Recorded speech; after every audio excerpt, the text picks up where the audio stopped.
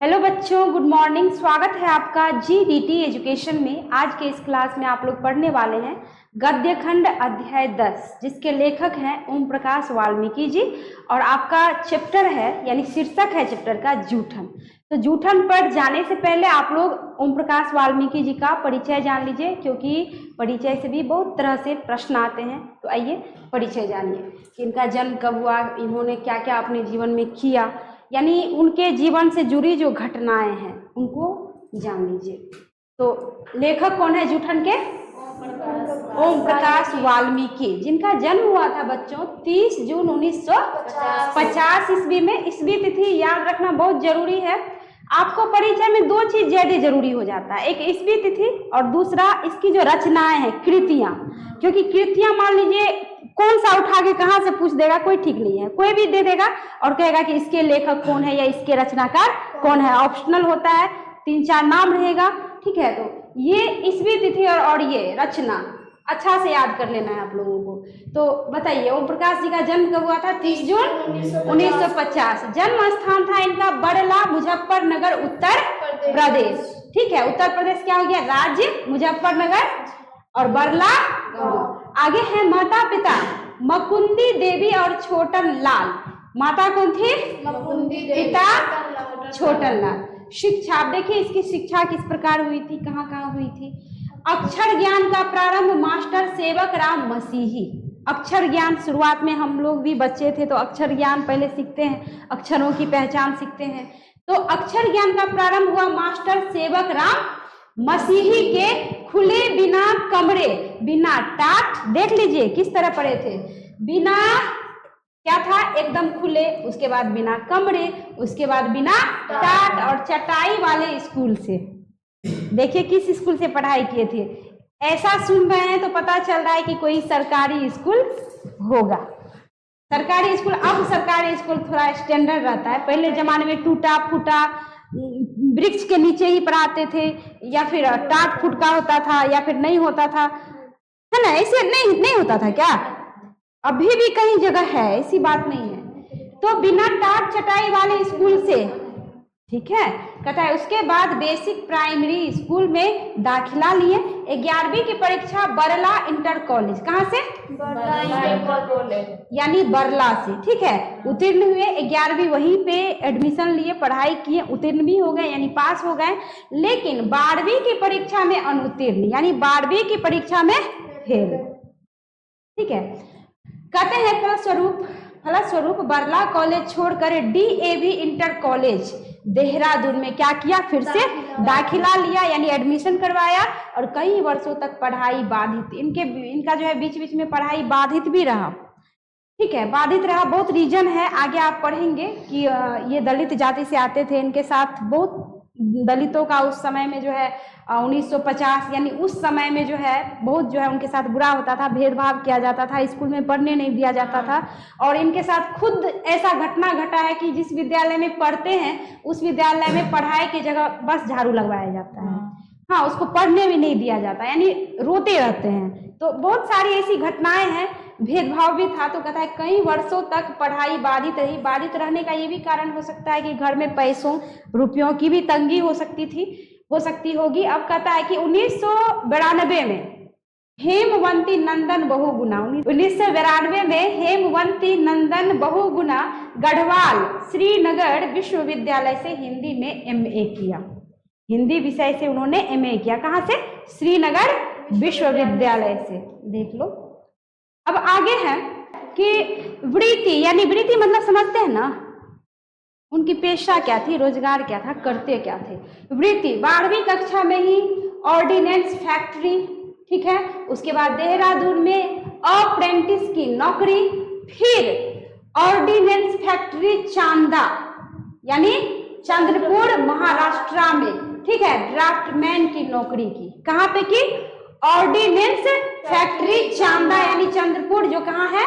महाराष्ट्र यानी मुंबई, ठीक है, वहां पे उन्होंने ड्राफ्टमैन की नौकरी की। संप्रति भारत सरकार के रक्षा मंत्रालय के उत्पादन विभाग के अधीन ऑर्डिनेंस फैक्ट्री की ऑप्टो इलेक्ट्रॉनिक्स फैक्ट्री देहरादून में अधिकारी के रूप में कार्यरत। देख लीजिए, संप्रति यानी पहले ड्राफ्टमैन का काम किए और संप्रति यानी इस समय, यानी बाद में उन्होंने जो है, इस समय अभी जिंदे थोड़े हैं, निधन हो गया उनका, तो कहता है कि बाद में उसी फैक्ट्री के, ठीक है, बाद में जो है उसी फैक्ट्री के क्या बन गए, अधिकारी के रूप में कार्यरत रहे, अधिकारी बन गए, अच्छे पोस्ट पे चले गए।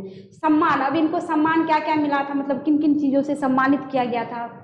डॉक्टर अंबेडकर राष्ट्रीय पुरस्कार से, जो संविधान निर्माता हैं, बताओ, डॉक्टर अंबेडकर राष्ट्रीय पुरस्कार से कितना ईस्वी में? 1993 ईस्वी में। उसके बाद परिवेश सम्मान 1995 में। यहाँ भी क्वेश्चन बन रहा है कि पूछ दिया जाएगा कि ओम प्रकाश वाल्मीकि जी को अंबेडकर पुरस्कार कब प्राप्त हुआ था, या ऐसे भी पूछ देगा कि 1993 में अंबेडकर राष्ट्रीय पुरस्कार किसे प्राप्त हुआ था। हाँ, तो इसे कुछ भी किसी तरह पूछ सकता है, तो ये सब याद रखिएगा। परिवेश सम्मान मिला कब? 1995 में। उसके बाद जय श्री सम्मान मिला 1996 में, कंटिन्यू मिलता ही रह गया। उसके बाद कथा क्रम सम्मान मिला 2000 ईस्वी में, ठीक है।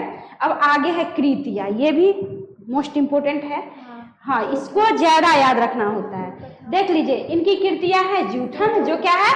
आत्मकथा, जो आगे आप लोग पढ़ेंगे। आत्मकथा मतलब उन्होंने अपने जीवन की कथा जो है उन्होंने बताया है कि क्या क्या घटनाएं उनके साथ घटित हुआ था। आगे है सलाम, ठीक है। उसके बाद है घुसपैठिए कहानी संग्रह, यानी घुसपैठिए जो है वो क्या है? कहानी संग्रह। यानी जूठन था, जूठन हो गया आपको क्या?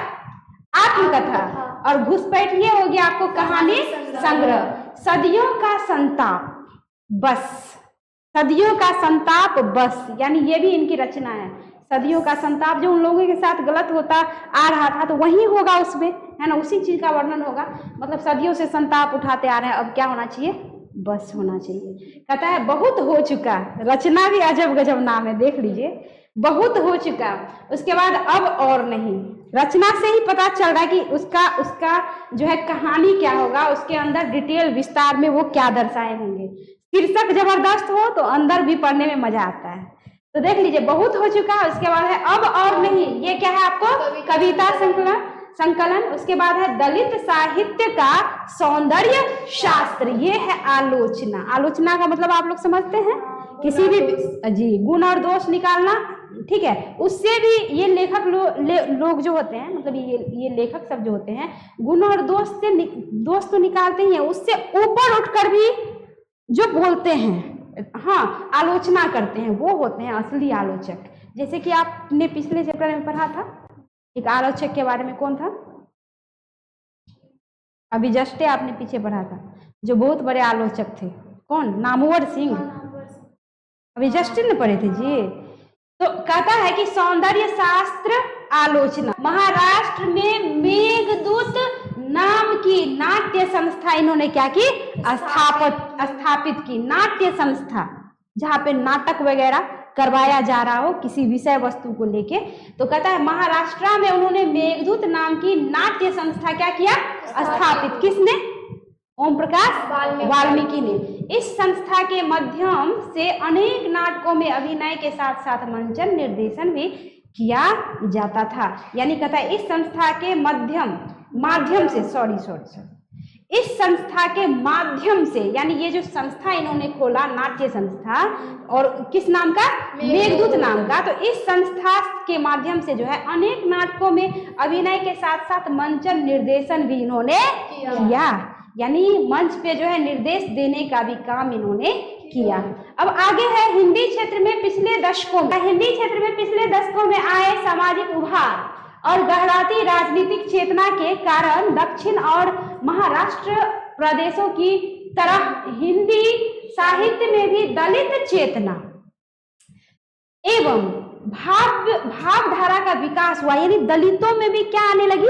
चेतना आने लगी, और उसके बाद भावधारा का भी क्या होने लगा? विकास। कहता है यह समाज एवं साहित्य के लिए हितकर एवं शुभ है होना चाहिए था, क्योंकि उन लोगों में ना तो विकास हो रहा था और ना ही कोई भावधारा इस प्रकार की उत्पन्न हो रही थी, तो ये अच्छी बात है।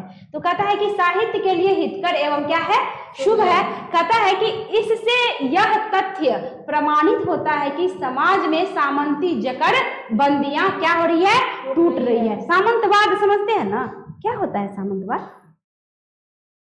सिर्फ पूंजीपतियों का ही राज हो, सिर्फ उन्हीं का हर चीज पे अधिकार, सिर्फ उन्हीं लोग का रौब हो। क्योंकि ये लोग क्या होते थे, एक तरह से दूसरे के अधीन होते थे, दूसरे के यहाँ काम करना पड़ता था, अपने मन से कुछ कर भी नहीं सकते थे। कुछ अगर उस काम को छोड़ के, मान लो इन लोगों का जो काम ऐसा था, उस काम को छोड़कर जैसे चमड़ा वगैरह जीव मर जाते थे तो उसका चमड़ा उतारना, दूसरे के यहाँ नौकरी करना, हाँ बर्तन बासन करना, मतलब जो भी काम है, गंदगी साफ करना, तो ये सब काम जो होता था तो उनसे वो उबरना चाहते थे। मतलब उनका मन करता था कि ये काम छोड़ के हम कोई और काम करें, तो जो बड़े लोग होते थे ना वो उसको करने भी नहीं देते थे। बोलते थे नहीं, तुम्हारी जो औकात है उसी में रहो, तुम्हारा जो काम है वही करो, तुम दूसरा काम क्यों करेगा, तो करने भी नहीं देते थे। तो कहता है यहाँ पे कि समाज में सामंती जकड़बंदियां क्या हो रही है, टूट रही है या ढीली पड़ रही है। वैज्ञानिक परिदृष्टि, समाजवादी वैचारिक जागरण, मानवाधिकारवाद यानी मानव का अधिकार और लोकतंत्र के युग में सामंती सोच और भेद बुद्धि पर टिकी समाज व्यवस्था आमूल बदलनी चाहिए। पहले इसी ही था, ओम प्रकाश जी के टाइम में जब बच्चे थे तो ऐसा ही था। यानी कहानी में आप समझेंगे कि जब बच्चे थे तो किस तरह से भेदभाव किया जाता था, सामंती सोच लोग रखते थे, समाज की व्यवस्था बुरी थी, बाद में बदला धीरे धीरे। कहता उसे मध्ययुगीन संस्कारों से उबरकर समता, न्याय बंधुत्व यानी भाईचारा, बंधुत्व, मित्रता, कहता और सामाजिक सद्भाव की दिशा में अपना कायाकल्प करना चाहिए। और सामाजिक, राजनीतिक, सांस्कृतिक क्षेत्रों में दिखाई पड़ते पिछड़ा दलित उभार, जो पिछड़े थे, जो दलित थे, कहता है पिछड़ा दलित उभार और संप्रदाय, जाति, लिंग आदि के विभेदों के विरुद्ध आंदोलन के पीछे की कामना, संकल्प और विचार का यही सार है। आगे है, लगता है अब इतना ही है। आगे कहता है ओम प्रकाश वाल्मीकि हिंदी में दलित आंदोलन से जुड़े, किससे, दलित आंदोलन से जुड़े महत्वपूर्ण रचनाकार हैं, जो दलितों के लिए आंदोलन जो है किए थे एक तरह से, क्योंकि खुद दलित थे। जैसे भीमराव अंबेडकर जी ने संविधान रचा, तो संविधान में जो है रचने के क्रम में दलितों के लिए कुछ अधिक ही उन्होंने सोच करके जो है रखा था और अधिक ही किया। तो इसलिए देखते हैं आजकल क्या हो जाता है, उन लोगों को जल्दी नौकरी मिल जाती है, इतनी आरक्षण है और हम लोग फंसे हुए रहते हैं। तो ये हो गया। तो यहाँ पे क्या हुआ, तो कोई दिक्कत नहीं है, कभी उन लोगों का समय खराब था तो अच्छा होना चाहिए और खुशी की बात है। हम लोगों में मेहनत करना पड़ता है, ऊपर से ये भी देना पड़ता है घूस घास, उन लोगों में सो नहीं है, परसेंटेज कुछ भी आ जाए, बस नौकरी रखा हुआ है, बस परसेंटेज आना चाहिए, पास होना चाहिए, तो अच्छा ही है। चलो भाई, कहता है कर भला तो हो भला। तो यहाँ पे कहता है आंदोलन से जुड़े महत्वपूर्ण रचनाकार हैं, किस आंदोलन से, दलित आंदोलन से। कहता है उनके साहित्य में महज आक्रोश और प्रतिक्रिया से परे समता, न्याय और मानवीयता, यानी आक्रोश बिल्कुल नहीं है, प्रतिक्रिया भी बिल्कुल नहीं है। आप आगे जो जूठन पढ़ेंगे तो आप देख लेंगे उनके साथ किस तरह से जो है बुरा होता है, गलत होता है, फिर भी रो के रह जाते हैं, लेकिन कोई आक्रोश व्यक्त नहीं करते। उसके बदले जो उसके पिता जो है आक्रोश व्यक्त करते हैं, गुस्सा जताते हैं। तो यानी इनकी रचना ही ऐसी है कि जहाँ पे लड़ाई झगड़ा आक्रोश वगैरह कहीं दिखता नहीं है, बस ये दिखता है कि समता, न्याय और मानवीयता पर टिकी एक नई पूर्णतर सामाजिक चेतना और संस्कृति बोध की आहट है। ऐसी रचना जो संस्कृति का क्या हो, बोध हो, संस्कृति का क्या हो, बोध हो। कहता है वे सिर्फ किन्हीं विचारधाराओं के संसर्ग और ताप पर निर्भर समीकरणों और फॉर्मूलों के सहारे नहीं लिखते। उनके लेखन में उनके अपने जीवन अनुभव, यानी एक होता है ना लोग कि क्या करते हैं कि कोनो विचारधारा से प्रेरित होकर जो है कुछ लिख दिया है ना, कोई किसी फॉर्मूला के सहारे कोई लिख दिया, दूसरे से ट्रिक लेके लिख दिया। इनमें सो नहीं था, इसमें क्या था कि जीवन का अनुभव, यानी जो उन्होंने झेला था उसी को उन्होंने लिखा, जो उन्होंने अपनी आंखों से देखा था उसी को उन्होंने अपनी रचनाओं में लिखा। कहता है कि अनुभवों की सच्चाई और वास्तव बोध से उपजी नवीन रचना संस्कृति की अभिव्यक्ति होती है। दलित जीवन के रोष और आक्रोश वे अपने संवेदनात्मक रचना अनुभवों की भट्ठी में गलाकर रचना की एक नई इबारत पेश करते हैं जिसका परिप्रेक्ष्य व्यापक अर्थों में मानवीय है, कि लगता है कि सच में मानवीय है, मानव के योग्य है, मानवों के हित के लिए जो है ये रचना है। कथा ओम प्रकाश वाल्मीकि की आत्मकथा जूठन ने व्यापक पाठक वर्ग का ध्यान आकृष्ट किया है। यानी आगे जो आप लोग जूठन पढ़ेंगे, पढ़ने से ही आपका ध्यान आकृष्ट हो जाएगा।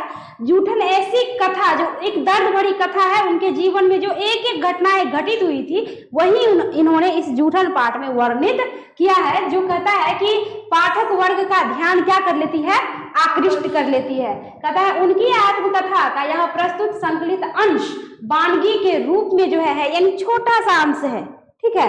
कहता है इस अंश से संपूर्ण आत्मकथा पढ़ने की प्रेरणा जागती है। ये आत्मकथा आप पढ़ लेंगे तो लगेगा कि संपूर्ण जो पढ़ लेते, पूरा का पूरा पढ़ लेते, क्या होगा और इसमें क्या क्या वर्णन होगा। यानी बस छोटा सा अंश पढ़ेंगे तो उत्सुकता मन में जाग जाती है।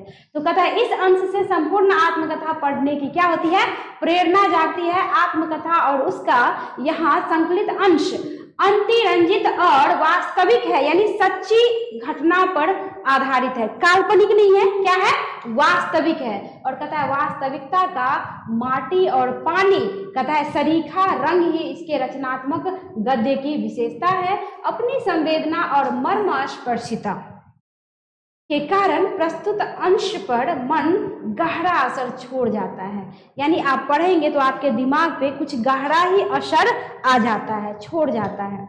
आगे कहता है कि अब यहाँ पे जयप्रकाश करदम जी हैं जो कुछ कह रहे हैं। कहते हैं कि सैकड़ों जातियों में विभक्त दलित समाज का जीवन जितना विविध आयामी है, जितना विभिन्न विभिन्न प्रकार का है, ठीक है, कहता है उसकी समस्याओं के भी उतने ही रूप हैं। यानी जितना विविधता है उतना ही समस्या का अनेक अनेक रूप जो है, कहता है समस्याओं के भी उतने ही रूप हैं। प्रत्येक जाति की कुल विशिष्ट समस्याएं हैं, किंतु अभाव और उत्पीड़न, क्या, अभाव और उत्पीड़न सभी दलित जातियों का सामान्य और सबसे बड़ा सत्य है। सही बात है। दलितों में अगर सबसे दुखदाई कोई चीज है तो एक है अभाव और दूसरा है उत्पीड़न। अभाव तो हमेशा उनको रुपयों की तंगी, आर्थिक तंगी, अब अभाव होगा तो कैसे वो पढ़ाएंगे लिखाएंगे, बच्चों को सही परवरिश देंगे।